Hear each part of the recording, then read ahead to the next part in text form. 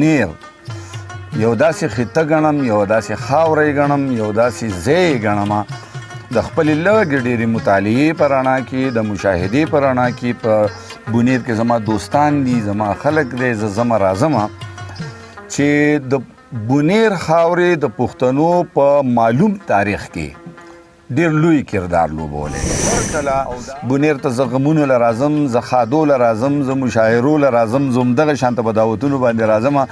د بونیر د خلکو په سترګو کې چې کومه مینه، د بونیر د خلکو په تندو باندې چې کومه رڼا، او د بونیر د خلکو کومه رویه، کومه مثبت رویه چې زه وینم، نو داسې د پښتونواله کې په ډېرو کمو ځایونو کې به داسې مینه او داسې احترام او داسې عزت میلاویږي. د بونیر خاورې که په سیاسي میدان کې ده، که مذهبي او علمي میدان کې ده، او که په ادبي میدان کې ده، او که د سماج د نورو لارو چارو په رڼا کې ده، نو بونیر د پښتنې خاورې یو پوره کردار لوبولی دی. زما په خیال که د پښتنو د تاریخ نه د بونیر د خاورې د خلکو صلاحیتونه او د دیو کارنامې وباسي، نو دغه تاریخ به نیمګړی پاتې کېږي. زما په خیال د دنیا په یو قوم کې داسې تهذیب او داسې کلچر نشته لکه دا نن چې مونږ ناست یو، کومه خپله خبره کوو یا په کم انداز باندې زمونږ میلمستیا کیږي، او یا په کم انداز باندې دلته کې دا خلک د یو بل سره مینه کوي. زه ډېر ویاړم، ډېر زیات خوشحاله یم، ډېر زیات درناوی ځان ته لرم. دنیا د 200 ملکونو کې هم ګرځېدلی یم، خو داسې حسن، داسې ښکلا بسم الله الرحمن الرحیم. السلام علیکم. شکر وباسه چې شاکره غمخواران دې شته دی، شکر وباسه چې شاکره غمخواران دې شته دی. هغه ته وګوره چې غم لري غمخوار نه لري. خوږو مینوالو، اقبال محسن یم او د لټون بونیر سره حاضر یم. باور لرم خوشحاله به یې. د ضلع بونیر سیمه او د دې سیمې هر یو ګوټ، هر یو ځای د ښکلاګانو ډک دی. دلته د ښایستونو ښاپیري راکوزېږي. د دې ځای مازدیګري او د دې ځای سکړي ماښامونه مثال نه لري. او بیا دغه ښکلاګانې یو په دوه شي، چېرته چې دغه ځایونو ته هغه سپېڅلی خلک لاړ شي، په کوم باندې چې دا خاوره دا ولس فخر کوي، ویاړ کوي. راغلي یو د ضلع بونیر کلیل کنډو ته. زما په خوا کې زه به دا نه وایم چې زما سره څوک ناست دی، بلکې زه به دا وایم چې زه د چا سره ناست یم. زموږ ستر استاذ پروفیسر جناب راته رانږدې محترم محمد اقبال شاکر صاحب دا وخت زموږ په وړوکي شان دعوت باندې راغلی دی. کلیل کنډو کې د کفایت خان کفایت صاحب په نگرانۍ کې دې محفل ته ډاکټران، استادان، صاحبان، زموږ عام وروڼه راغلي دي. د کیمرې په سترګه به تاسو ټول وینئ. اقبال شاکر صاحب ته موږ خواست وکړو چې تاسو به راځئ. هغه په دې خواست باندې راغی د بټخېلې نه.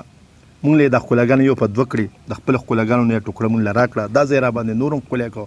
ډېر وخت په نالم هغه ته په نننۍ شارټ خپرونه کې د زړه د تله او د زړه د ویښه هرکلی وایم، او خواست کوم چې هغه په اولنۍ برخه کې د ضلع بونیر په حواله خپل لفظونه وکاروي، او د هغې نه وروستو بیا چې هغه مینوالو ته څه ډالۍ کوي نو هغه به هم په موږ باندې احسان وي. سر السلام علیکم او په خیر علی. وعلیکم السلام.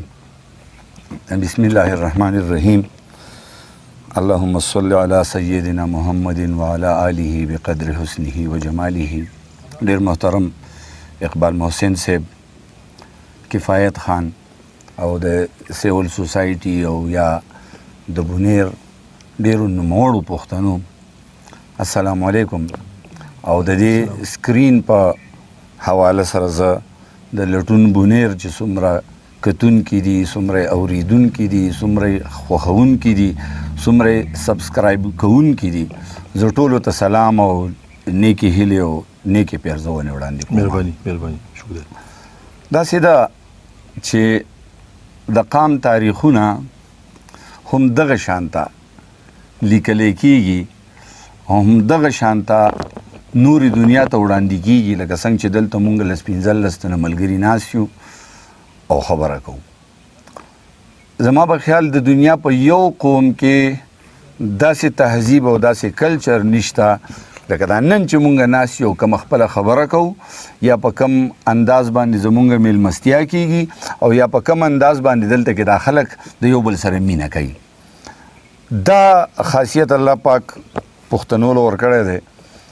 او دا اباسین صاحب یو شعر زه دلته په ریفرنس کې راوړم چې درندو کې زمری مرغو کې باز دی، درندو کې زمری مرغو کې باز دی، پښتانه د انسانانو بادشاهان دي. اوس خبره دا ده چې بیا د پښتنو خو ډېر وطنونه دي، نو زه بونیر یو داسې خطه ګڼم، یو داسې خاوره ګڼم، یو داسې ځای ګڼم د خپلې لږې ډېرې مطالعې په رڼا کې، د مشاهدې په رڼا کې. په بونیر کې زما دوستان دي، زما خلک دی، زه ځمه راځمه چې د بونیر خاورې د پښتنو په معلوم تاریخ کې ډېر لوی کردار لوبولی دی.